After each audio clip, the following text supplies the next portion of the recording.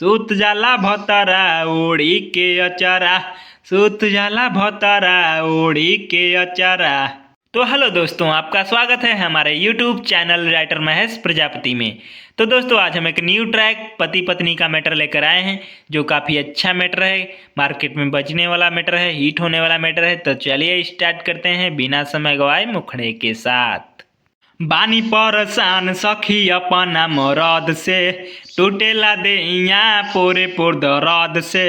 बानी परेशान सखी अपना मरद से, टूटेला देहिया पोरे पोर दर्द से। चढ़ल जवानी हमार बहने ना जतरा, चढ़ल जवानी हमार बहने ना जतरा। सूत जाला भतरा ओढ़ी के अचारा, सूत जाला भतरा ओढ़ी के अचारा। अंतरा फर्स्ट, दर्द के दवाई ना काम करेला, सूती के सैया आराम करेला।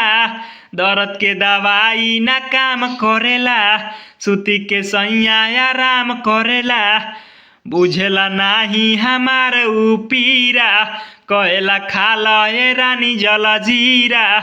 भइलो से शादी हमार बिगड़ल बा पतारा, भइलो से शादी हमार बिगड़ल बा पतारा।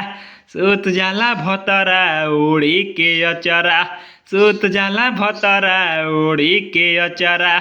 दोस्तों, जिस भाई को ये फुल सॉन्ग चाहिए वो हमसे संपर्क करके इस सॉन्ग को ले सकता है। हमारा नंबर चैनल के डिस्क्रिप्शन बॉक्स में दिया हुआ है। तो दोस्तों, इसी तरह का बेहतरीन से बेहतरीन सॉन्ग पाने के लिए हमारे चैनल को सब्सक्राइब करें और वीडियो को लाइक करें, शेयर करें और कमेंट करें।